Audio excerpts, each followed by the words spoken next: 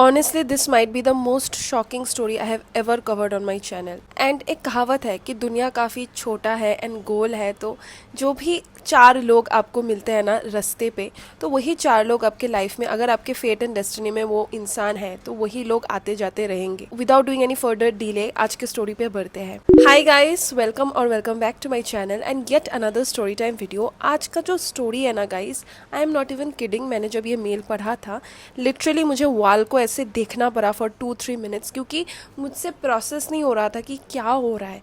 And जब मैंने ये, मुझे जो जो स्टोरीज़ बहुत अच्छे लगते हैं ना, मैं फटाफट अपने बॉयफ्रेंड को कॉल करके बोल देती हूँ, मेरी मम्मी को वो स्टोरी सुनाती हूँ एंड वो लोग भी शॉक्ड थे ये स्टोरी का एकदम एंड सुन के।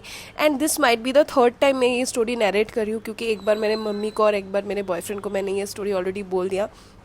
आज का स्टोरी ना काफ़ी ज़्यादा शॉकिंग होने वाला है एंड सैड भी कह ही सकते हैं, इसलिए कान में ईयरफोन्स डाल लो, रूम्स की लाइट ऑफ कर लो, खाना आई मीन स्नैक्स लेके रेडी हो जाओ and let's begin with today's story. तो गाइज, आज के पूरे स्टोरी में मैं जो जो नाम लेने वाली हूँ वो सब नाम ये जिन्होंने भेजा है उन्होंने ही ये देके फेक नाम्स खुद से ही देके दिया है ताकि मुझे कष्ट ना उठाना पड़े। So all of this names are fake. आज का स्टोरी भेजा है मेरे एक प्यारे बांग्लादेशी सब्सक्राइबर ने, जिनका नाम है मोमिना। ये इंसिडेंट जो मैं आपसे शेयर करने वाली हूँ ये मोमिना के साथ नहीं हुआ, बल्कि मोमिना के काफ़ी क्लोज एक फ्रेंड के साथ हुआ जिसका नाम हम रखते हैं पारबीन। एंड मोमिना को ये इंसिडेंट के बारे में कैसे पता चला वो स्टोरी के एंड में आपको क्लियर हो जाएगा। तो अभी जानते हैं पारबीन के बारे में, क्योंकि ये पारबीन का कहानी होने वाला है। मोमिना को आप थोड़ा टाइम के लिए भूल सकते हो। सो ये जो पारबीन है, पारबीन के फैमिली में कौन कौन है ये जानना बहुत इंपॉर्टेंट है ये स्टोरी के लिए। पारबीन के फैमिली में है उसके पापा, उसके मम्मी और उसकी एक बड़ी दीदी जिसका नाम है फ़रा। अभी ये जो मोमिना है ना, मोमिना हमेशा से बचपन से उसको फील होता है कि उसके मम्मी पापा उससे ज़्यादा उसकी दीदी को प्यार करते हैं। उसका भी एक रीज़न है उसके पास, दैट इज़ उसकी जो दीदी फ़रा है गाइस, शादी के काफ़ी ट्राई करने के बाद, लाइक उसके मम्मी पापा के शादी के काफ़ी टाइम बाद, 2-3 साल बाद ये फ़रा का जन्म होता है। एंड उनका जनरेशन में ये सबसे पहली बच्ची थी, इसीलिए पेरेंट्स का एक अलग ही बॉन्ड है, एक अलग ही चाह है ये बच्ची फ़रा के लिए, दीदी के लिए।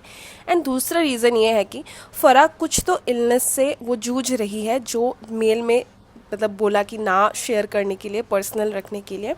तो जिसके वजह से पारबीन ने हमेशा से ही सोच के रखा कि पेरेंट्स इसको ज़्यादा प्यार करते हैं क्योंकि ये शायद ज़्यादा जीने नहीं वाली है। बट फिर भी उसको बुरा लगता था, जितना भी हो पारबीन भी खुद तो बच्ची ही थी।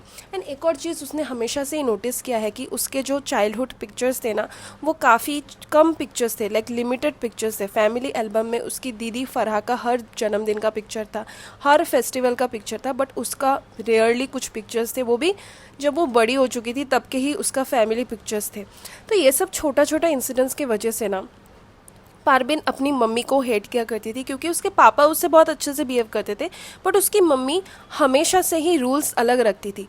फॉर एग्जांपल, अगर बड़ी दीदी फ़रा कोई लड़के से बात करे फ़ोन पे, उसको अलाउड था। कोई भी लड़का क्लासमेट अगर घर पे आए नोट्स देने के लिए या फिर कुछ भी, तो उसको अलाउड था। बट अगर गलती से भी ये छोटी बहन पारबीन किसी लड़के के साथ बात करते हुए दिख भी जाए ना, तो उसकी मम्मी उसको बहुत डांटती थी, जिसके वजह से ना पारबीन एंड उसकी मम्मी के बीच में बहुत झगड़ा लगता रहता था।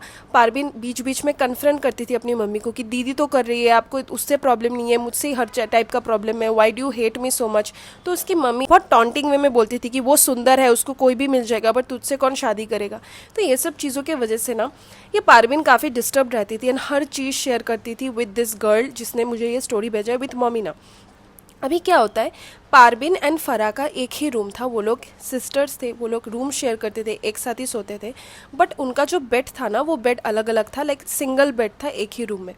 तो ये पारबीन अचानक से नोटिस करती है कि ये जो उसकी दीदी फ़रा है ये बहुत ही अजीब बिहेव करने लगी है।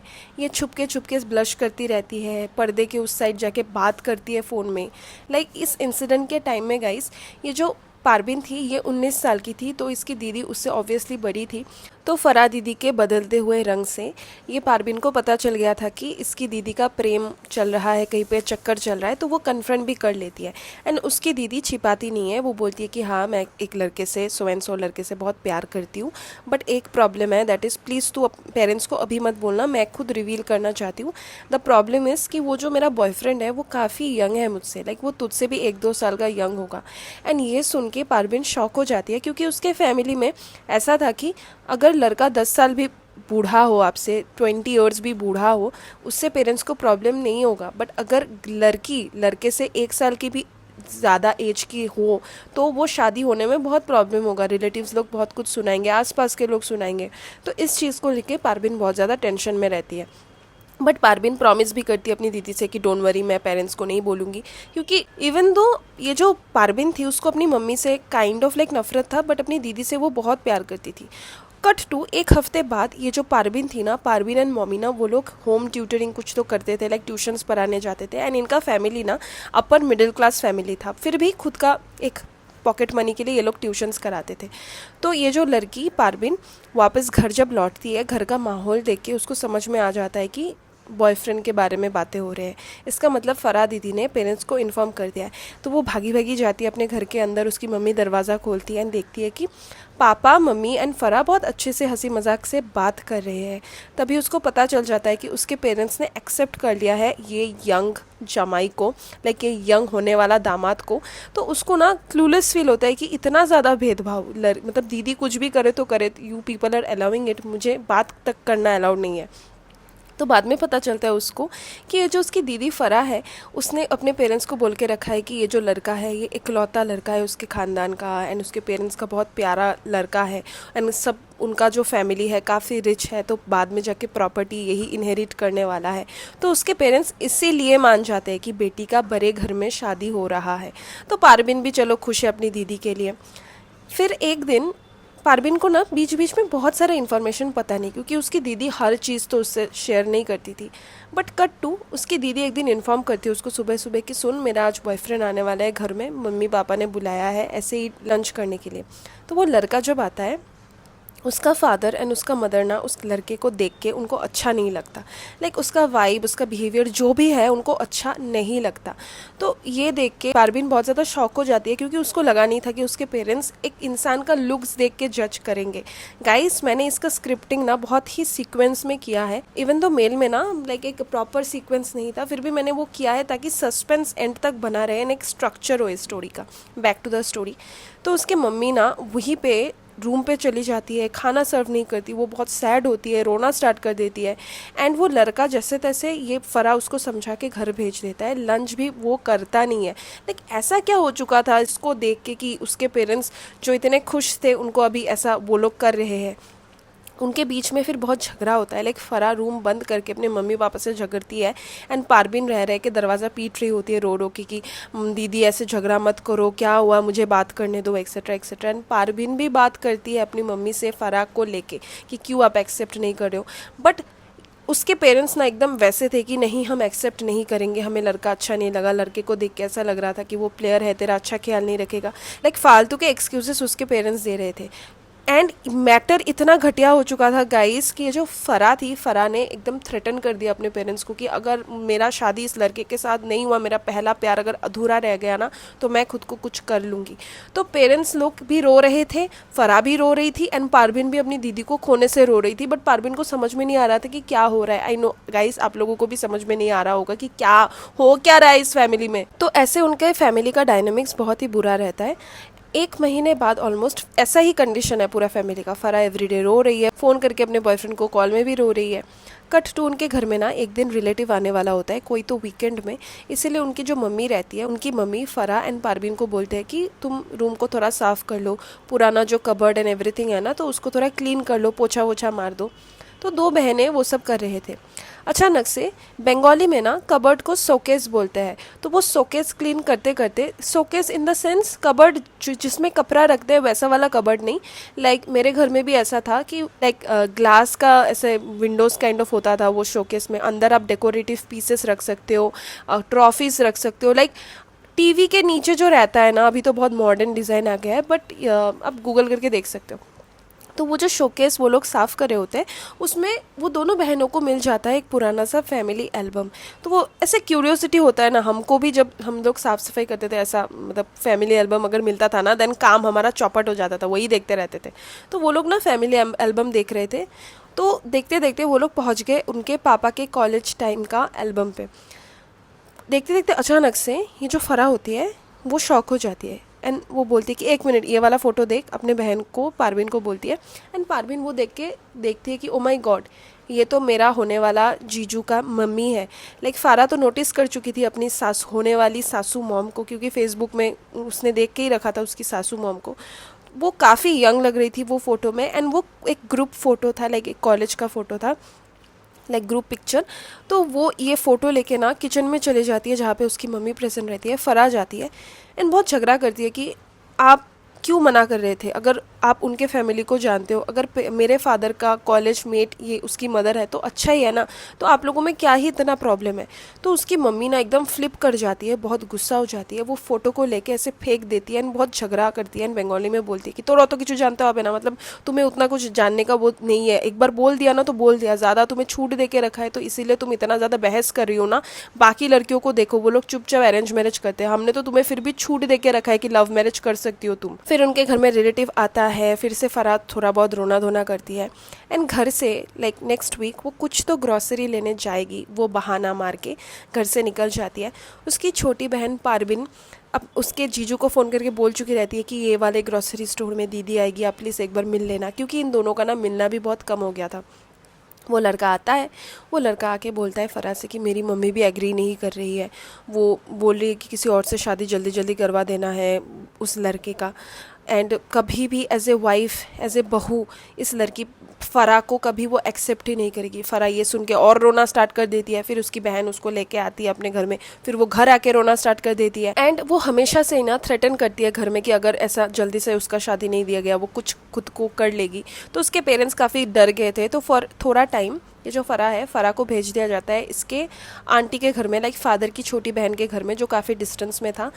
पेरेंट्स को क्या लगता है वहाँ पे जाके थोड़ा डिस्ट्रैक्शन होगा, वहाँ पे जाके उसके कजन्स रहेंगे तो वो थोड़ा भूल जाएगी अपने बॉयफ्रेंड को, बट उसका उल्टा होता है। वहाँ पे उसका जो आंटी का लाइक बेटा था, बड़ा बेटा, वो बहुत अनकंफर्टेबल फील करवाता था एंड वो अजीब अजीब वे से ना टच करता था, लाइक बातों बातों में हंस हंस के बहुत लाइक बैड टच करता था ये फ़रा को। एंड फ़रा बहुत ही ज़्यादा इससे डिस्टर्ब हो चुकी थी, भाई मतलब शांति नहीं है लड़कियों को कहीं पर भी। तो वो कॉल करके अपनी बहन को बोल देती है, बहन अपने पेरेंट्स को इन्फॉर्म करती है, पेरेंट्स लोग डिसीजन लेते हैं कि जल्दी जल्दी बेटी को वापस लाओ। थैंकफुली पेरेंट्स में इतना दिमाग था। ज़्यादातर स्टोरीज़ जो मुझे आते हैं ना गाइस, उसमें पेरेंट्स लोग भी इसमें इन्वॉल्व रहते हैं, बट यहाँ पे इसके पेरेंट्स अच्छे थे, तो इसके पेरेंट्स वापस फटाक से इसको बस में वापस बुला लेते हैं, फिर घर आके फिर से अपना बॉयफ्रेंड का नाम जपती रहती है। गाइस अभी आपको लग सकता है कि दीदी ये स्टोरी में हो क्या रहा है, कोई फैमिली क्यों एक्सेप्ट नहीं कर रहा है। बहुत लोग जो लोग बहुत काफ़ी मेरे स्टोरी सुनते हैं एंड बहुत इंटेलिजेंट बन चुके हैं, उनको लग रहा होगा कि उन्होंने थोड़ा बहुत गेस कर लिया है, आई थिंक सो। तो बढ़ते हैं स्टोरी पे, अभी क्लाइमैक्स आने वाला है गाइस। ये आने के बाद से ना एक दिन लाइक आफ्टर 1-2 वीक्स बाद अचानक से पारवीन जब ट्यूशन पर आके आती है, उनका सिंस सेम रूम था, पारवीन नोटिस करती है कि उसकी दीदी दरवाज़ा खोल ही नहीं रही, वेरस पारवीन को अंदर जाना था, लाइक रेस्ट लेना था। तो वो ना बहुत ज़्यादा पैनिक करने लगती है, क्योंकि उसकी दीदी तो धमकाती रहती थी ना, थ्रेटन करती रहती थी, तो उसको समझ नहीं आता कि क्या करे। तो वो बार बार दरवाज़ा पीट रही होती है, रो रही होती है कि दीदी दरवाज़ा खोल दो, दरवाज़ा खोल दो। तो अपनी मम्मी जो सोई हुए रहते, उसके पापा भी सोए हुए रहते, क्योंकि वो इवनिंग का टाइम था, तो उसके मम्मी पापा भी वापस ऊपर आ जाते हैं, दरवाज़ा पीट रहे होते हैं, बट कोई आवाज़ नहीं आता अंदर से। तो पूरा फैमिली ना इतना डर चुका रहता है। तो उसका फादर कॉन्स्टेंटली ट्राई कर रहा था ऐसे दरवाज़े को पीटने का लाइक तोड़ने का, एंड फाइनली वो दरवाज़ा तोड़ देते हैं। एंड वो लोग देखते हैं कि उनकी जो बेटी है वो ऐसी बेहोश काइंड ऑफ पड़ी हुई है, बट उसने कुछ मतलब खुद को वैसा वाला किया नहीं, कुछ कंज्यूम कर लिया होगा उसने, पता नहीं, इतना ज़्यादा डिटेल में नहीं था, बट वो थोड़ा ऐसे थप्पड़ वप्पड़ मारने से, लाइक पानी छिटकाने से वो जग जाती है। एंड वो टाइम में उसकी दीदी को पारवीन जब उस हालत में देखती है ना गाइस, पारवीन का लाइक पाला चढ़ चुका रहता है, वो अपनी मम्मी से भी आंसर्स डिमांड कर रही होती है, एंड उसको भी थोड़ा बहुत समझ में आ चुका रहता है कि क्या चल रहा है। तो वो अपनी मम्मी को लिटरली बहुत ज़ोर से चिल्ला के किचन में बुला लेती है, एंड फिर वो किचन में बुला के वो पूछती है कि मम्मी से कि क्या प्रॉब्लम है आपको, आप मुझसे प्यार नहीं करते, वो तो मुझे पता है, बट दीदी से आपको क्या प्रॉब्लम है, वो तो आपकी आंखों की तारा है, आपके फर्स्ट डॉटर है of this generation etcetera etcetera. तो उसकी मम्मी फिर रो रो के बोलती है कि तुझे तो पता ही है, वो जो आंटी है, लाइक वो जो लड़का है, लड़के का मदर एंड तेरा फादर एक दूसरे को जानता है, बट तुझे क्या लगता है, ये सब कॉन्वर्सेशन बंगाली में हो रहा है कि बट तुझे क्या लगता है, तू तो अभी बड़ी हो चुकी है, कोई भी लड़का या लड़की फ्रेंड हो सकता है क्या। तो ये सुन के ना बहुत सैड पारवीन को फील हो जाता है, क्योंकि उसको भी गेस हो चुका रहता है कि क्या चल रहा है। तो ये जो मम्मी रहती है बहुत सैड होके रो रो के ये सब बोलती है कि तेरे पापा का एंड उसकी मम्मी का ना चक्कर चल रहा था कॉलेज के टाइम में। वो लोग काफ़ी लंबा टाइम से रिलेशनशिप में थे। उनका इनफैक्ट सिर्फ रिलेशनशिप नहीं था, उनका एंगेजमेंट तक हो चुका था, बट रातों ही रात उनका एंगेजमेंट टूट जाता है, क्योंकि दोनों के साइड के फादर में काफ़ी बहस हो जाता है, जिसके वजह से पेरेंट्स की ईगो के चक्कर में बच्चे लोगों का एंगेजमेंट टूट जाता है। एंड इनका जो फादर है, लाइक पारवीन के पापा लाइक ग्रैंडफादर के अंदर एक ईगो आ जाता है कि तेरी बेटी का शादी करवाने से पहले मैं मेरे बेटे का अच्छे घर में शादी करवा दूंगा। एंड वो वैसा ही करते हैं, अरेंज मैरिज फटाक से अरेंज करते हैं, जहाँ पे पारवीन एंड फरा की जो मम्मी है उनसे अरेंज मैरिज करवाया जाता है। And the saddest part is ये जो मम्मी है इनको कुछ बोला नहीं जाता। लाइक गांव के लोग भी, लड़की अगर कुछ करे गांव के लोग एकदम रेडी रहते हैं उसको एकदम बढ़ा चढ़ा के बोलने में, बट ये सब झोल को क्लीन करने में ये गांव वाले भी हेल्प करते हैं। लाइक नॉट गांव, लाइक मोहल्ले वाले, वो लोग भी कुछ नहीं बोलते, वो लोग भी ऐसे दिखाते हैं कि लड़का तो बहुत अच्छा है, लड़का का कुछ पास्ट नहीं है एक्सेट्रा एक्सेट्रा। मैं नहीं बोल रही हूँ कि जिनका पास्ट है वो लोग बुरे हैं, बट एटलीस्ट आपके पार्टनर को बोलना तो चाहिए। तो ये जो मम्मी थी इनको कुछ पता नहीं था, वो तो उन्होंने शादी किया, बहुत सपना लेके शादी किया। शादी के 1 साल बाद ही उनको पता चल गया कि उनको जो हस्बैंड है, हस्बैंड का चक्कर चल रहा है, इन द सेंस कि वो छुप छुप के मिलने जाता था वो लड़के के मदर से, लाइक पुराने वाले एक्स गर्लफ्रेंड से। एंड बीच में ना इतना ज़्यादा टॉक्सिक हो चुका था ये सब चीज़ें कि फरा एंड पारवीन की मम्मी घर छोड़ के मायके फॉर 1 मंथ चली भी गई थी, बट उसके पापा ने फिर से उसको मना धना के वापस घर में लाए थे एंड प्रॉमिस किया था कि मैं अपना अफेयर कंटिन्यू नहीं करूँगा, मैं बस बात करने जाता हूँ। लाइक चीटर्स लोग पकड़े जाने पे क्या ही बोलते हैं, वही जस्टिफिकेशन दे रहे थे इसके पापा कि मैं बात करने जाता था क्योंकि उसका शादी नहीं हो रहा है, गांव वाले बहुत कुछ बोल रहे हैं उसके बारे में, लड़कियों का तो ऐसे धब्बा लग जाता, कैरेक्टर में तो ऐसे एक कुछ भी प्रॉब्लम हो सोसाइटी उसको अपनाता नहीं है। तो जो मम्मी रहती है सब चीज़ एक्सेप्ट करती है विथ ओनली वन कंडीशन कि उसके बाद तुम इस लड़की से नहीं मिलोगे। एंड उसका फादर एक्सेप्ट कर लेता है। 2 साल बाद ये कपल के लाइफ में फरा का जन्म होता है एंड बहुत हैप्पी रहती है उसकी मम्मी, मैंने बोला था आप लोगों से। एंड अचानक से एक दिन जब फरा 1-2 साल की थी ना, उनके घर में उसके पापा एक दिन ऑफिस टाइम से वापस आते आते ऐसे, जैसे पापा लोग सब्जी लाते हैं ना बाजार से, वैसे इसके पापा एक लड़की को खुद के साथ वापस लाता है उसके घर में। तो उसकी मम्मी जब दरवाज़ा खोलती है वो देख के शॉक हो जाती है कि उनके खुद के ही हस्बैंड अपने एक्स गर्लफ्रेंड को उनके घर पे लाए हैं। एंड उसकी मम्मी रोना स्टार्ट कर देती है, बहुत चिल्लाना स्टार्ट कर देती है कि ये मजाक है क्या, फाइनली हमारे फैमिली में एक बच्ची आई है। तो वो ये सब बात करते करते एंड वो क्या देखती है कि this is the most saddest part of the story कि उसकी एक्स गर्लफ्रेंड भी रो रही है, हाथ ऐसे जोड़ के बोल रही होती है। एंड उसके बाद जो एक्स गर्लफ्रेंड बोलती है, ये पूरा शॉकिंग चीज़ है, वो बोलती है कि प्लीज़ दीदी कि प्लीज़ दीदी मुझे आपके घर में रहने दो, मेरे मम्मी पापा को अगर पता चल जाए वो लोग मुझे कुछ कर डालेंगे, आप लोग समझ सकते हो कि क्या कर डालेंगे। एंड उसका फादर फिर अपना सर को झुका के बोलता है कि she is pregnant and please हमारे घर में इसको बच्चा डिलीवर करने दो। एंड उसकी मम्मी 2-3 दिन तक इतना रोती है, थ्रेटन करती है मैं खुद के साथ कुछ कर लूँगी, बट फाइनली वो एग्री कर जाती है कि सोच के कि ये बच्चे का क्या दोष है, ये बच्चे का तो कोई गलती नहीं है कि उसके मम्मी पापा ऐसे आउट ऑफ चीटिंग वो पैदा हो रही है, हो रहा है। तो वो 9 मंथ्स रहती है उस घर में, फिर बच्चा भी जन्म देती है। एंड बच्चा जन्म देने के बाद वो जब नॉर्मल हो जाती है ना, वो जो एक्स गर्लफ्रेंड रहती है वो सोचती है कि अभी मैं अपने घर वापस जा सकती हूँ। उसने अपने घर में कुछ तो बोल के रखा था कि आउट ऑफ टाउन जा रही हूँ, कुछ नौकरी मुझे मिल गया एक्सेट्रा एक्सेट्रा। एंड उसकी मम्मी ना इतना ज़्यादा शॉक थी कि ये प्रेग्नेंट थी, उसके बाद इसने डिलीवर किया, हमारे घर में एवरीथिंग हुआ, ये बच्चे का क्या, ये बच्चे को तो तुम अपने साथ ले जाओ। बट उसकी मम्मी डिनाई कर देती है कि नहीं मैं अगर लेके जाऊँ मैं दूसरों को क्या जवाब दूंगी, प्लीज़ तुम्हारे घर में इसको रख लो, आई थिंक सो तुम दोनों बहुत अच्छे पेरेंट्स बनोगी। लाइक एक्स गर्लफ्रेंड बोल रही होती है ये हस्बैंड के वाइफ को कि आई थिंक सो तुम मेरे से भी ज़्यादा अच्छी मम्मी इसकी बनोगे। तो ये सुन के ना उसकी मम्मी एक्सेप्ट नहीं कर पा रही होती है, बट उस बच्चे का चेहरा देख के ना उसकी मम्मी फिर भी चलो एक्सेप्ट कर लेती है। ये जो बच्चा रहता है ये काइंड ऑफ लाइक उसके एक्स गर्लफ्रेंड लाइक अपने मम्मी पे ही गया है। दिखने में आईज़ का जो आईज़ एंड नोज़ का फेशियल स्ट्रक्चर है ना वो एक्स गर्लफ्रेंड जैसा है जो उसकी ओरिजिनली मम्मी है। तो ये सब सुन के ना पारबीन बहुत ज़्यादा शॉक हो जाती है एंड फिर वो बोलती है कि एक मिनट, तो वो जो होने वाला जीजू है वो जीजू इसका मतलब लाइक पापा का बेटा है। तो उसकी मम्मी फिर बोलती है कि मैंने बच्चा नहीं बोला, मैंने बच्ची बोला था। बंगाली में हो रहा है ये सब कन्वर्सेशन, हिंदी में आई डोंट नो कि कितना जस्टिस मैं दे पा रही हूँ इस the intensity of the conversation को। एंड आई गेस सो आप लोगों को पता चल गया होगा कि बच्चा नहीं, इसका मतलब बच्ची। दैट मीन्स ये जो बच्चा जन्म दिया, उसने रख लिया उसकी मम्मी ने, that is none other than ये पारबीन। एंड पारबीन ये सुन के ना वो शॉक हो जाती है, वो फेंट कर जाती है, मतलब रोना धोना करके वो फेंट हो जाती है क्योंकि वो इतना चिल्ला चिल्ला के रोती है। एंड तभी उसके दीदी फ़रा को भी ये सब चीज़ें पता चलता है। फ़रा बहुत ज़्यादा रोती है, उसकी बहन को बहुत माफ़ी मांगती है कि तूने जब भी बोला है कि मम्मी तुझसे ज़्यादा प्यार नहीं करती, मैंने उस चीज़ को नज़रअंदाज कर दिया है। बट पारबीन का ना इस इंसिडेंट के बाद से इतना इतना ज़्यादा शॉकिंग है ना गाइस ये स्टोरी। ये इंसिडेंट के बाद से पारबीन अपनी मम्मी को अलग पॉइंट ऑफ व्यू में देखते हैं। जो मम्मी से वो नफ़रत करती थी, अभी वो मम्मी के लिए उसको तरस आता है कि ये औरत इतनी ज़्यादा लाइक ये औरत ने कितना कुछ सेक्रीफाइस किया। कौन खुद के ही हस्बैंड का कोई और लड़की के साथ कुछ बच्चा हो गया, वो बच्चे को खुद के बच्चे जैसा रखता है। इसीलिए सिंस पारबीन जो है ना, पारबीन थोड़ा बहुत वो एक्स गर्लफ्रेंड जैसी दिखती है, इसीलिए उसकी मम्मी को ना लाइक मेंटली ना आप उतना प्यार नहीं कर पाते नोइंग कि आपका हस्बैंड ने चीट कर दिया एंड वो बच्ची is the product of that cheating. मतलब एक होता है मेंटली कितना ही एक इंसान सहेगा। बट कभी भी पारबीन के एजुकेशन में या फिर हेल्थ में कभी भी कुछ भी बाधा आने ये मम्मी ने नहीं दिया। तो ये सब इंसिडेंट जब ख़त्म हो गया, पारबीन ना बहुत ज़्यादा टूट चुकी थी, वो भी बहुत ज़्यादा ऐसे पॉइंट पे पहुंच गई थी कि उसको नहीं जीना है। उसके मम्मी पापा ये मतलब पापा को तो जो प्यार करती थी वो बिल्कुल अभी प्यार नहीं करती है।